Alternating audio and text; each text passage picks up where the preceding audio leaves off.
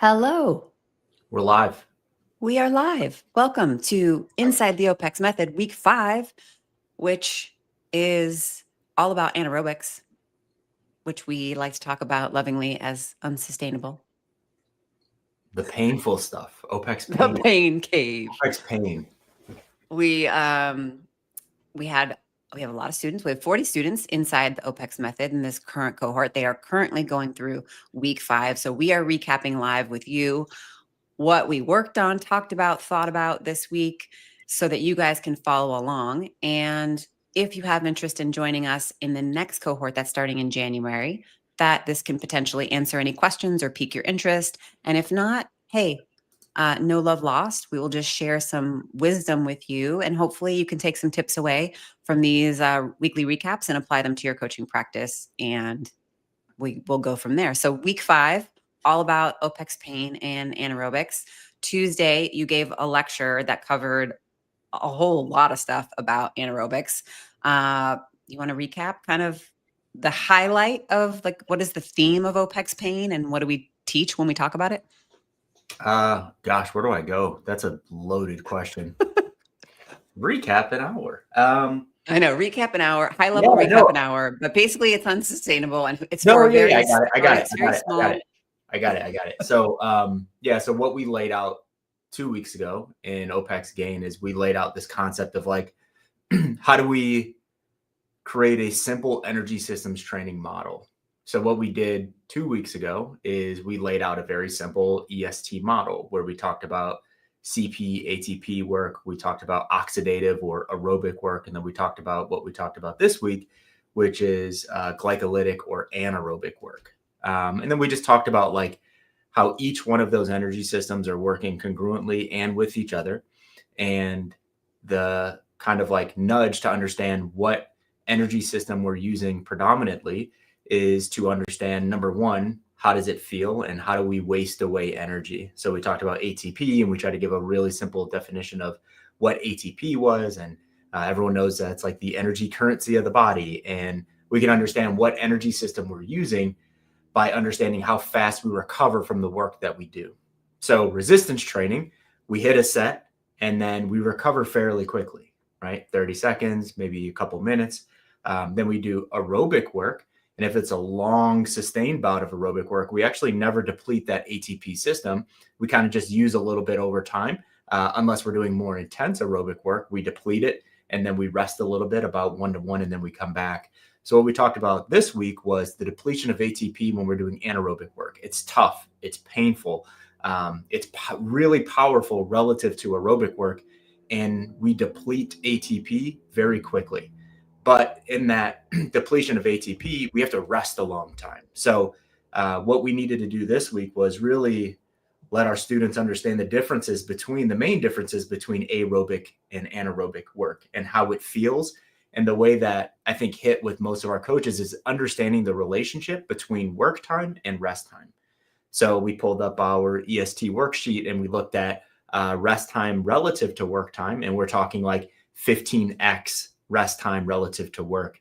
And I'm like, okay, wrap your heads around that. You do 10 seconds of hard work and it's going to take about 150 seconds of rest time to recoup the energy that you wasted or the ATP that you wasted by doing that 10 seconds of work. Now think about what we talked about last week and aerobic work.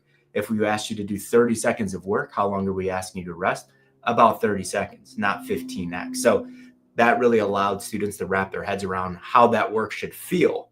Because if you're at 60 seconds, you're like, I'm ready to go. It's like you're not digging into that system. And then we talked about not everyone can dig into that system based on power output, based on experience, based on just structure, right? So we talked about all those things and we went a lot deeper, but that was the overview as we related it to EST basics. On the MAP continuum, because we introduced that to the group when we recapped last week, at what levels in the MAP continuum do we start to get into anaerobic? So the MAP continuum is here and the anaerobic continuum is here. Two different energy systems. So they're not, it doesn't flow. One doesn't flow into the other. Just two different concepts, but we should technically work our way through the entire map continuum before we even worry about doing anaerobic work. So there is some connections and synergies there, but one doesn't flow into another. But aerobic work or having an aerobic base is definitely a prerequisite, or at least it should be a prerequisite to doing anaerobic training, as well as having enough strength to do it. But they don't connect in that way. I see. So someone would have potentially gone through that about year long progression to be peaked at the top of the map continuum to be then ready for some of these progressions. Yeah, assuming that went well. And also assuming that, because there's really no connection between resistance training and aerobic work. Like we would never tell someone like, you got to be strong enough to do easy aerobic work. But we are now talking about, you need to be strong enough to be able to express and actually perform anaerobic work. So it's the whole like light bulb idea, right? Light bulb can get really bright. If the light bulb can get really bright, so you can create a lot of like internal wattage, it's like, boom, you can now start to express an anaerobic work. But if you're not strong, right? Like if you're a beginner in resistance training, you've never lifted external load before, you're a poor mover, it's like you are definitely not a good candidate to do anaerobic work, because you're not doing anaerobic work, you're just sweating. So there's a difference between those things, and we start to connect strength and anaerobic work strength and resistance training to anaerobic work as a prerequisite. Yeah. Interesting, because this week in particular with this focus is such a special population area of prescription for coaches. And you have a lot of coaches who maybe think they get into coaching with this goal of like coaching the elite, right? And then most people kind of come around, or a lot of the coaches that we work with are like, hey, we're here to really talk to and support general population who want to move well, feel good, look good, do all the things that they want to do for life. And they may or may not have a lot of interest in this week. So we were just actually talking about this offline as to, is this the week that's the most exciting or the least exciting when you're a coach in the program?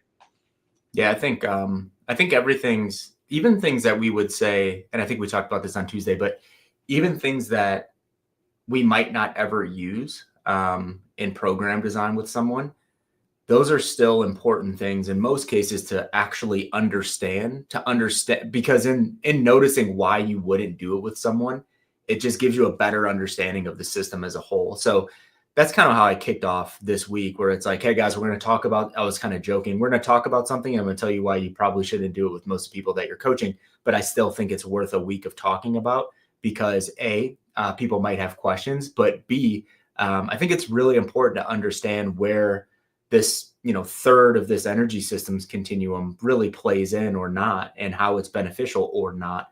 So that's why I wanted to walk through, like, number one, I talked about like consideration. So like those 3 questions that you should ask yourself before doing this work with a client. And then even after that, in some cases before that, understanding the utility or the usefulness in anaerobic training. And I think something that is interesting for coaches to consider is what is actually anaerobic.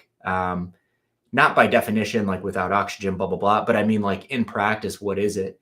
Because a lot of the research articles and papers that you'll see that talk about high intensity training, usually they're actually talking about tough aerobic work. They're not talking about anaerobic work. So the most common protocol in these papers is Tabata, right?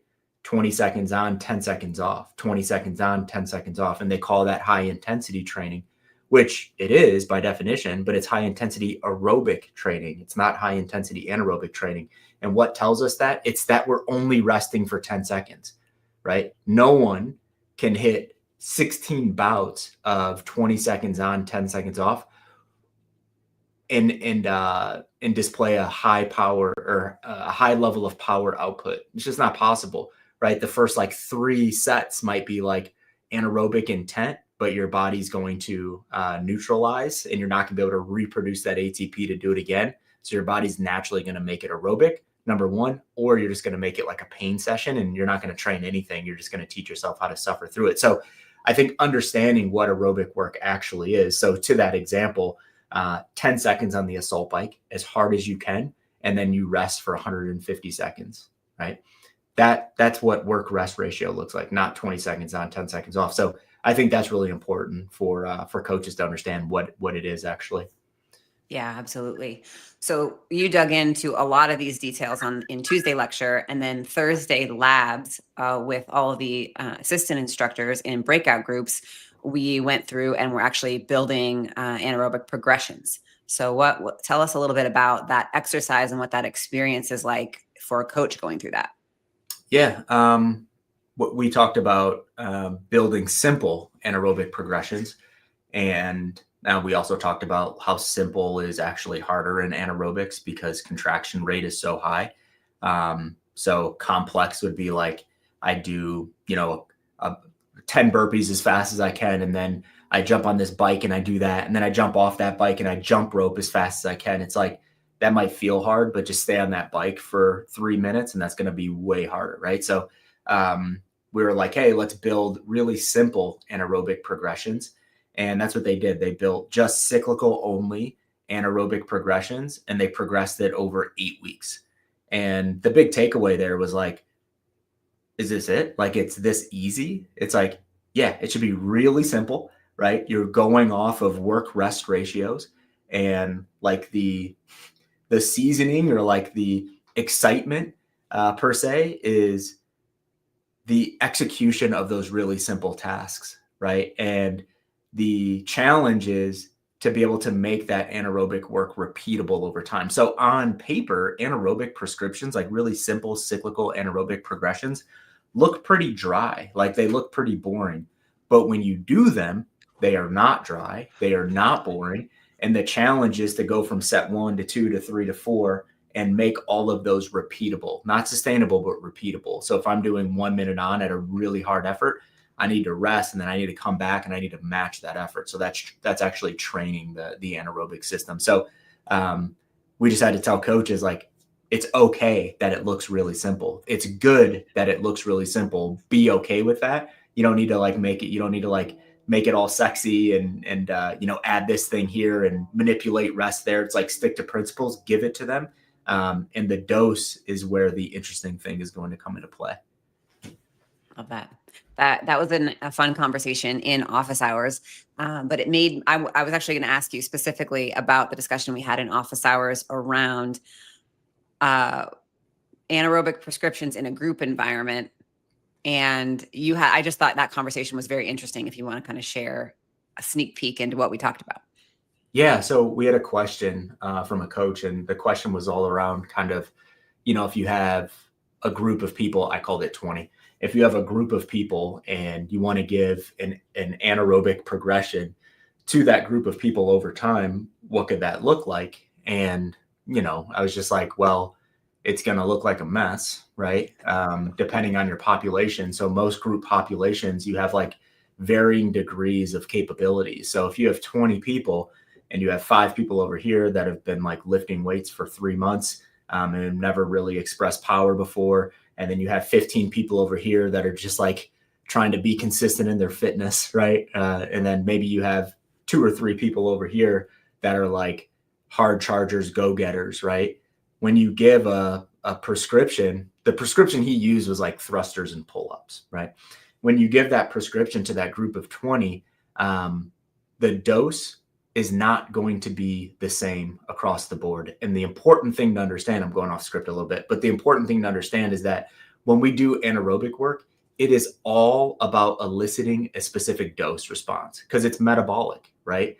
So there's no such thing as like, we want to add some reps or we want to, increase our capability to, do this exercise. It's like, save that stuff for like skill work, maybe in some areas aerobic work. But anaerobic work is all about producing lactate, recovering from that lactate, and just getting better over time at using that lactate as a fuel source. So what I said was you're going to have a mess because you're going to have like, in this thruster and pull-up example, you're going to have 5 people over here that are actually doing ring rows and goblet squats because they can't do thrusters and they can't do pull-ups. So essentially they're doing like rest, pause, resistance sets or like cluster sets because they're doing like 5 and resting and 5 and resting. So I was like, they're going to be doing that thing over here. Then you're going to have these other people that might be doing like singles on the pull-ups and they're doing like an empty bar and like 5 reps at a time on the thruster, it's like they're definitely not doing anaerobic work because the turnover is not high enough. So I don't know what that would actually be defined as. It'd be different depending on who the person is, but they're not doing it. And then you have like the 3 hard chargers in the corner that are like going unbroken and just crushing it. And you're like, oh, those 3 are actually getting the appropriate dose response based on what the goal was there. So that's like I would call that like more of a hyperbolic example. But if you even laid out a simple example where it was 2 minutes at really hard, like anaerobic effort, not tough aerobic effort, and you'd have the same thing though. You'd have the 5 people over here that have never really done fitness before or lifted weights. You tell them to spin for 2 minutes, and they're going to make that aerobic and sustainable after set like 2, because they don't actually have the power to like actually increase RPM and like go, right? So they're going to be doing like tough aerobic work. The people in the middle are probably going to have enough power just to be dangerous enough. So they'll make themselves like sick after set 2, and they're not going to be able to finish the rest. And then you have your 3 hard chargers that are like hitting it appropriately, and understanding their gears and how to pace and how much power to hold for those 2 minutes. And, you know, the 8 minutes recovery is enough for them to do it again. So that was a long way of saying that it's not a good idea to try to give this to like general population or just a gym that has general population individuals and say, hey, we're doing this for training, because they can't train the system. They can't even tap into the system. So understanding the people in front of you, I think are really, really important. Yeah, absolutely. Just for example's sake, like what would be an example population that this type of progression would be, really great for? I gave three like main pillar examples of, we called it utility of OPEX pain. Number 1, it's specificity. So it's sport specific. Okay. Laid out some examples, right? It's like you have a short to mid distance track athlete, maybe, right? You're hitting some higher effort stuff, some sprint, it's true sprint intervals.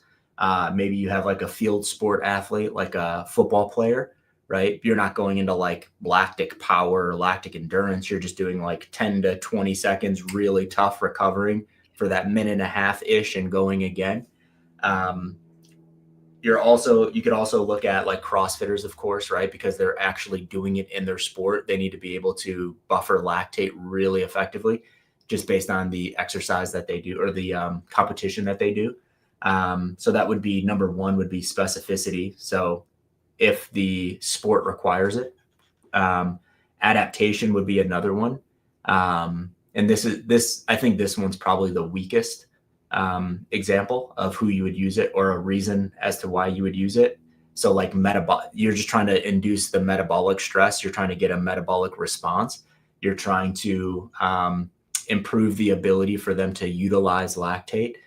So those first 2 examples I think are poor, but they're, I could see areas where that could be used. So metabolic stressor or the metabolic response, usually that's related to like, I want a really heavy metabolic response because I want to induce like some sort of fat loss or something like that through anaerobic work. The reason why I think that that's a poor example is because there's a lot less expensive ways to do that. So I would call like anaerobic work very expensive. It's expensive in terms of motivation needed to do it, in terms of effort that you need to come with when you do it. And it's very expensive in terms of recovery, the recovery required to do it. So it's almost like the frequency argument, like in the strength world, right? It's like, do you do 3 days per week body part splits and you hit them really, really hard, knowing that you're only going to be able to hit them 3 days per week or 1 day per week across 3 days. So you're gonna have to like wait till the next week, or do you increase frequency and kind of dial it back a little bit, and maybe go like 5 days per week where you're hitting each one of those body parts, whatever the case is. It's kind of a similar argument or conundrum, right? Where it's like, well, maybe do the thing that's more efficient, right? So aerobic work is more efficient, right? Less expensive. So that's why I think like metabolic stress and metabolic response is a poor reason to do anaerobic work.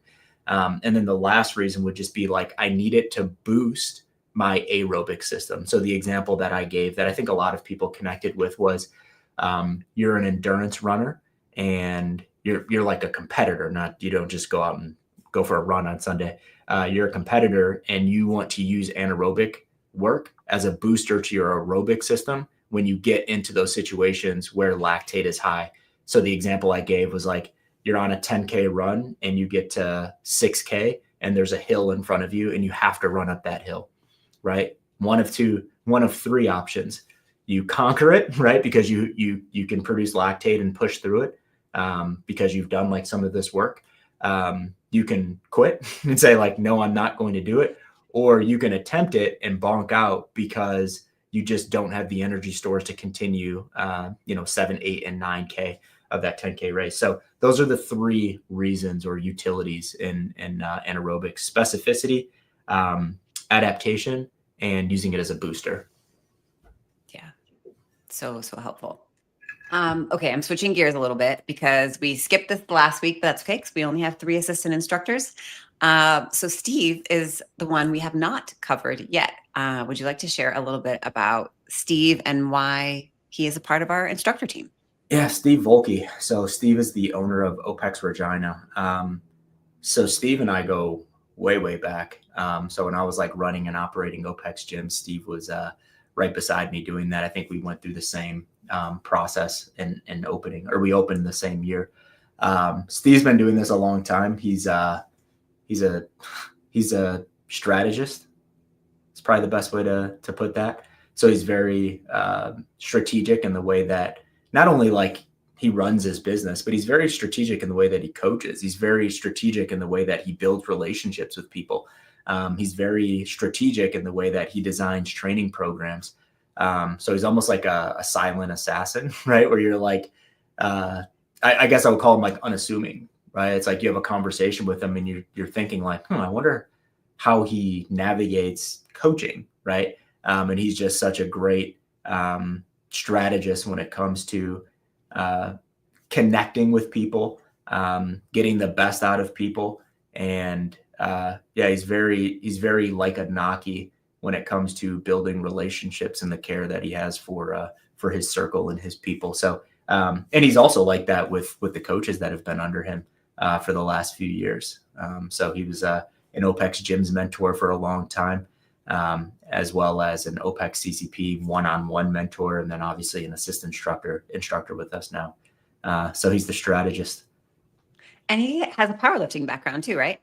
Yeah. Also, I guess unassuming is the word of the day for Steve, right? Yeah, he was a very, very good power lifter, actually. I don't think he was quite on the level as your husband, but he was a very good power lifter. And the dude is unbelievable when it comes to owning and running a business.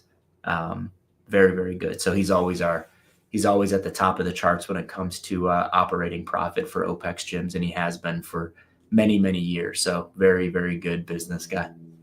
Yeah. And I'll give credit to Haley too, because he always does. He's always such a gracious business partner to give his business partner Haley some love too when it comes to the success of the gym. So we'll give her a little shout out too. But so happy to have all 3 of our assistant instructors on board for this journey and supporting the 40 coaches going through the cohort.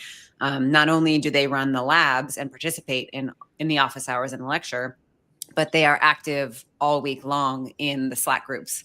So what I thought is really cool coming, because I pop into some of the breakouts, is the amount of discussion that's happening in between meetings and weeks, and coaches really being able to share specific examples that they're experiencing with their clients and get feedback from each of the assistant instructors all week long. So just from a knowledge application standpoint, really having some hands-on support that's meeting you right where you're at in your coaching practice. They love doing it. And I think the coaches get a lot of value from that interaction. So we're so grateful to have those instructors with us.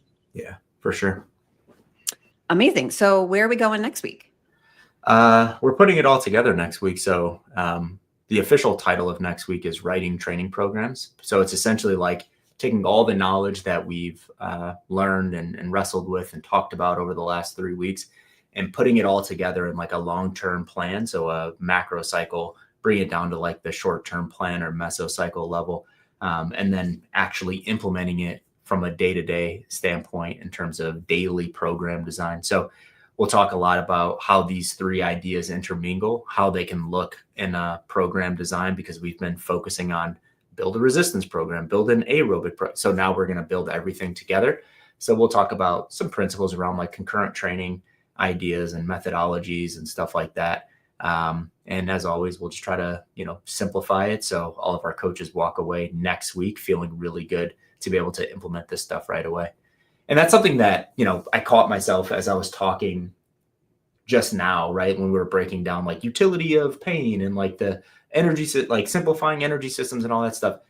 Guys, at the end of the day, it's like we can nerd out on this stuff all day, and we can like pat each other on the back in terms of like all of our knowledge here and experiences and all that. But at the end of the day, this stuff is just so simple. And it's when we understand the simplicity and all of this stuff, like it frees us so much, where we're like, oh my gosh, it doesn't have to be complex. It doesn't have to be overly sophisticated. And any coach that has been doing this for, I don't know, 10, 15 years, 20 years, I think they'll all say the same thing, or most of them will say the same thing. It's like, I learned so much over the past decade and a half to just come back to exactly where I started, but I just feel more confident with where I started because I know, and this is kind of the conversation of today, I know it, so I know why I shouldn't do it, right? I know how complex it can be, and that encourages me to just simplify it, because we can go down rabbit holes all day long. This stuff has to be simple. Depending on who you're coaching, let's make it transferable to their lives, what they do. And let's just make sure that we're moving people forward. We're not just like overcomplicating program design because we're fitness coaches and we think that exercise selection is the most important thing in the world. So I just wanted to say that because I went kind of nerdy a little bit a few minutes ago on like the ATP and like EST and saying all these fancy words, but let's just technical terms. Yeah, let's continue to simplify. And when we do understand these things, it should hit home. Yeah. I do think though that, like you said, like going deep this week really does help a lot of the like dots connect for people. And then when they're connecting the clients to the specific prescriptions, they're just much more clear on what they're providing, why they're providing it. When a client has a question about, well, I see so-and-so doing this, should I be doing something like this? The coaches feel so much more equipped to handle those conversations. Yeah. You mentioned this word at the beginning. You said you used the word wisdom, but that's wisdom, right? Knowledge is this, like what we're talking about and teaching technicalities and all that stuff. But wisdom is actually being able to take this information and help someone with it. Not take this information and build a great training program, but take the information and make it transferable so that it helps another person that you're working with. And if you're a coach, I think that's why you're doing this, right? Because you want to help people. So that wisdom aspect is so much important than the knowledge aspect, but the knowledge is a prerequisite to the wisdom, right? Like we can't be wise in something if we don't know it and understand it. So yeah, let's leave them with that. Yeah, absolutely. Okay, so excited for next week. We're talking about designing training programs. Again, we hope you guys are following along and you'll join us next week to recap what we learned coming out of week 6. Also be on the lookout. We have Dr. David Skolnick, who is a strength coach and DPT, who is documenting his journey going through the program. And we'll be sharing his week 5 vlog as well. So you'll get a coach's perspective on what going through week 5 was like. So stay tuned for that. Both will be available on the OPEX YouTube channel. And if you're on our email list, you'll get weekly recaps of this as well. And again, we are already taking in intake for the January cohort. It starts on January 13th, but holidays come quick and people get hyped for the new year and plan. So if you are interested, just reach out, jump on a call with our education team. They'll help you understand if it's the right fit or not. If it's not, they will more than likely direct you to a bunch of other resources that can be helpful for you. And yeah, we just look forward to having a conversation and continuing to help you guys progress within your coaching career. And thanks for joining us. That's it for this week. Thanks, everyone. Cheers. See ya.